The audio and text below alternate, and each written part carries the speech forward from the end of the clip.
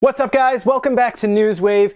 There's a lot of stuff happening right now, mostly game releases. If you missed it, I did a gameplay video for LEGO Worlds on the Switch, and Philip and I did a gameplay video of Destiny 2 on the PS4 Pro. If you're curious about either of those games, go check them out. We have a lot of stuff to talk about today, so let's get started. The first thing we're going to talk about today is, well, Destiny 2 and their microtransactions. This is, it's not new. It was in Destiny 1.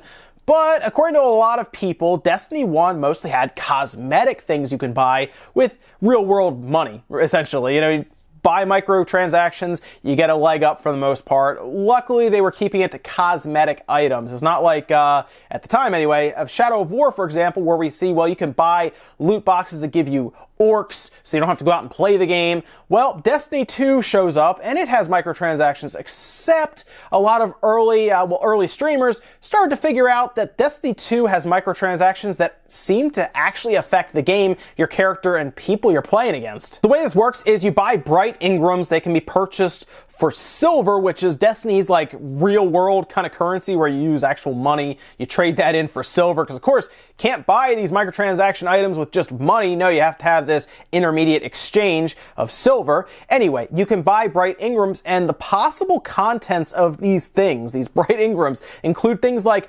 ability cooldowns for like armor mods. So armor mods have things like ability cooldowns where your abilities will cool down faster, so you're not waiting as long. Character stats can also be changed by the armor mods. Weapon stats can be changed, and elemental weapon mods as well. And this can become an issue because, well, you're becoming better than the people around you in what is a heavily multiplayer game, whether it's PvE or PvP, by spending real-world money. And this has been an issue for a lot of gamers recently. Shadow of War caused a massive backlash because of the microtransactions. I'm a little surprised no one said anything about Destiny 2 yet, at least to the degree that Shadow of War was hit with those. I mean, that's a single-player game, but it has some multiplayer aspects. This is like a pure online game. You're constantly around people. You're constantly either working together or competing against people. And you can have people buy into a $60 AAA game, of course, and then spend more money for microtransactions. DLC will show up, so there's more money to that. I understand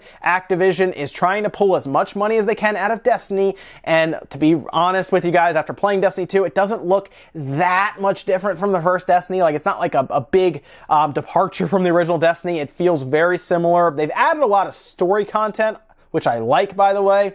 The story so far is much more fleshed out than the first one, but we run into these, what could be gameplay-altering microtransactions. Somebody just decides to put in a lot of money, well, they're going to get further in the game much faster than you will just because they open their wallet. Now, of course, I want to reiterate here, you can earn all of this stuff without spending money, but it's the same way in Shadow of War. It's just you have to spend time, you know, playing the game.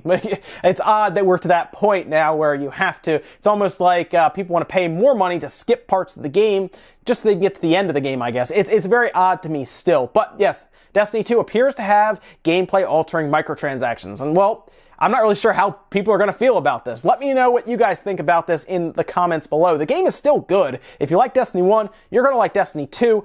I just completely understand how some people may be kind of turned off by the fact that microtransactions that affect gameplay are present. I don't mind the cosmetic ones. It's the ones that affect things like your cooldowns, your weapon damage, anything like that.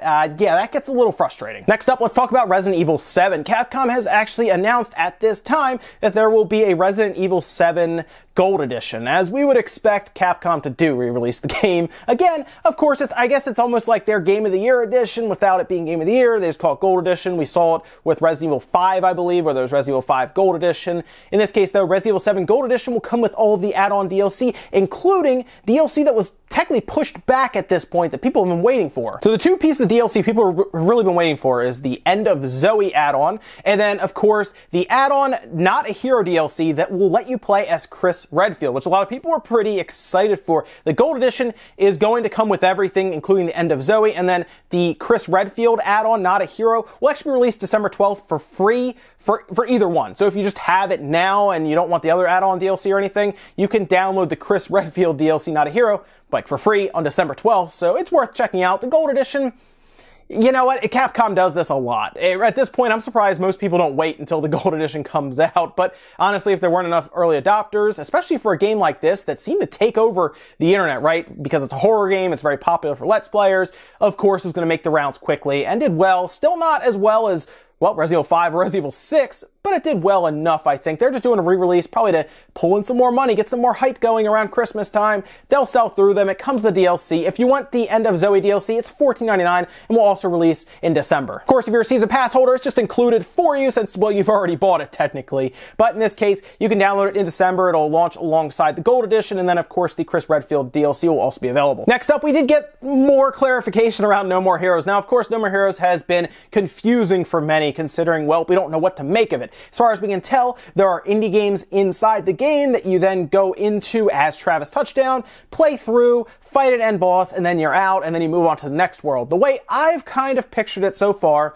is something like Kingdom Hearts, where the gameplay will stay the same for the most part, and then obviously your settings, characters, and bosses will change depending on which world you visit.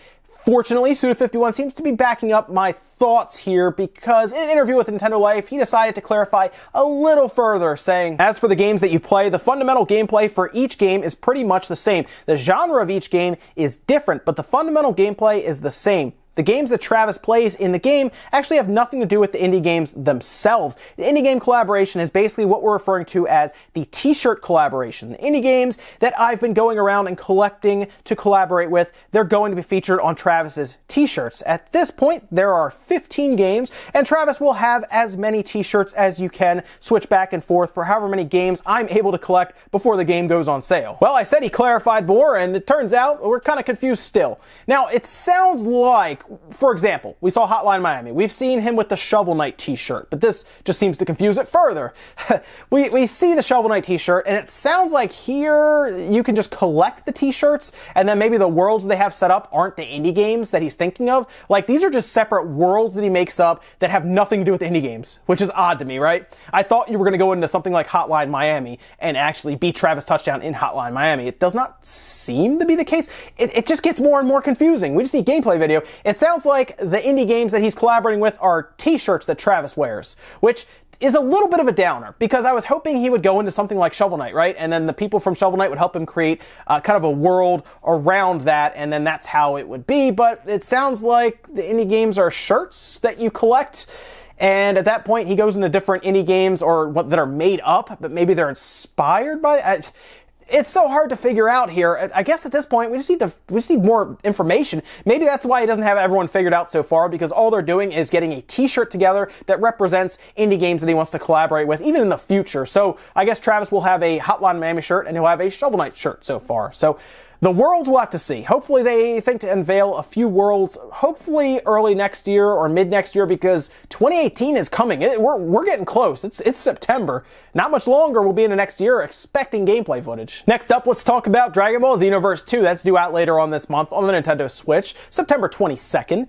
And now we know the file sizes thanks to the European eShop, where they listed how large it's going to be, and it's going to be pretty small compared to the PS4, Xbox One, PC. It's going to be pretty small, as we would expect at this point. Even with third-party games, the compression is looking pretty good so far going to the Switch. The Switch's Xenoverse 2 is going to be 6.4 gigabytes, which is about half of the PS4's 13.5 gigabytes, so the compression is great here, obviously. The file size is way more manageable, and I love it. I love that the file sizes are smaller, because I'm so used to downloading 30 to 40 gigabyte games on the PS4. Those might even be patches at this point, as we've seen. Don't even get me started on something like the Halo Master Chief Collection, where I spent more time downloading that thing than I did in working matches in the first week. But what I love here is that even the third-party games like a Xenoverse 2 is going to be smaller, more manageable. You can download it pretty quick and start playing. 6.4 gigs is something most people with average internet connections can have downloaded within the hour, so I like it a lot. And it is the 22nd, September 22nd, and you're going to see a bunch of footage probably sooner than you think, where we're going to be comparing this, obviously, the PS4 and Xbox One. And what's great here is it's a third-party game that maybe can show off the Switch as a slightly more powerful system than people are expecting. And then our last bit of news, I'm going to leave you with something pretty cool here. So you may be familiar as well as I am with fan theories. They're usually stories or explanations that fans come up with for games for things that are left kind of open. They're open-ended, right? Something's not heavily explained, whether it's before the events, during the events, or even after the events of a game. So fans really will read heavily into it and try to come up with explanations for certain events that happen. Final Fantasy, Pokemon, Zelda, those are very popular titles that people really get in depth with this on. And what's great here is Kotaku actually sat down with the director of Final Fantasy and asked him about all of these fan theories, and he decided to spoil some of them for fans. Now, this director is none other than Yoshinori Kitase, and they asked him about all the games that he pretty much would have some kind of knowledge on. Final Fantasy 6, Final Fantasy 7, Final Fantasy 8, Final Fantasy 10, any of these games that he was either involved with or knew people who worked on it. They asked him all the different, really the big ones. For example, they asked him, was Squall actually dead in Final Fantasy 8 at the end of Disc 1? If you're not aware, Final Fantasy 8 had a scene right at the end of Disc 1, and if you have not played it, and I'm spoiling it for you, you did it to yourself, go play it. Final Fantasy 8 has a scene at the end where Squall is actually impaled, and he falls off a ledge into basically an abyss. And a lot of people assumed at that time he had actually died, and everything from then on was him pretty much imagining it, or dreaming it, or basically living through it in like purgatory of some kind. Basically, he's trapped in purgatory. So they asked him this. On the theory that Final Fantasy VIII Squall dies at the end of Disc 1 when he's stabbed by Idia's ice spear and that the rest of the game is his dream, no, that is not true. I think he was actually stabbed around the shoulder area, so he was not dead. But that is a very interesting idea. So if we ever do make a remake of Final Fantasy VIII, I might go along with that story in mind. Hold on. Did you say a remake of Final Fantasy VIII? No one said anything about that. All right, they're remaking Final Fantasy VIII. I guess he said it. Another popular one was if Aerith was actually killed off and had the idea of being brought back at some point. Obviously, again, if I'm spoiling this for you, go play the game. It's not my fault. Final Fantasy VII has been out forever. In Final Fantasy VII, of course, Aerith is killed. And really, the big thing at that time was, well, there was this whole thing going around that she was supposed to be coming back to life. The original idea was to bring her back to life. Later on in the game, there was a bug that was found, and she can be brought back to life, technically. However, he kind of rains on that parade, saying, we did hear that there were talks amongst fans that if you use a bug in the game, you can revive Aerith, and she will be with you until the end of the game. It might be good in a fantastical story that you can revive the characters, but with Final Fantasy VII, we wanted to really take another look at that, look at human life, and make people realize they don't come back. Believe it or not, back then, that was a really hard thing for us to grasp. When you see a character die in a game like that, you assume they're coming back at some point, or you can bring them back to life. That is what made that game so powerful at that moment, that Aerith died, and she's not coming back. She's gone for good. She's taken out of your party, and you're not going to see her for the rest of the game in a playable state. Really, the other one that I really took from this, the theory that I thought was interesting, and I thought was interesting for a while, is that at the end of really during 10-2, Final Fantasy 10-2, there's a character in the game that's younger called Shinra. A lot of people believe that Final Fantasy 10-2 and Final Fantasy 7 were actually connected by this one character. They grew up and they went into Final Fantasy 7's universe and, well, made Shinra, the Shinra Corp that was really an issue throughout all of Final Fantasy VII, and he decided to weigh in saying, well, I won't completely come out and say that it is the same world. However, Shinra in Final Fantasy X-2 was created by Nojima,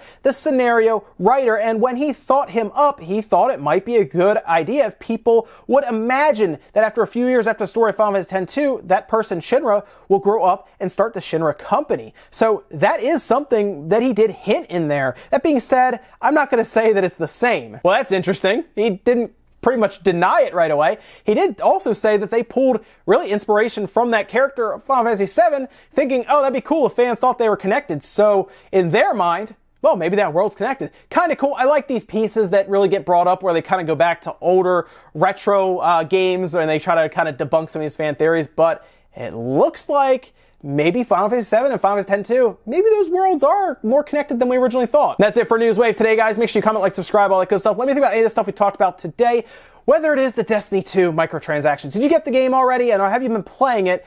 I'm enjoying it, but I understand how some people can be frustrated by microtransactions, but, well, can give you a leg up on the competition that decided to, well, play the game and not spend a bunch of money to skip parts of the game. Also, where are you in this weird No More Heroes talk, right? Who knows what's going on here with this game? It seems like they almost don't know what's going on, but they are kind of a crazy studio, obviously. But I like the idea. It sounds great on paper. But man, I guess we just need to see gameplay. Let me know what your best theory is on this indie game compilation, these t-shirts. At this point, maybe the fact that we don't know is good for marketing, and that's what they're thinking at this point. That's it for now, guys. I'll see you next time.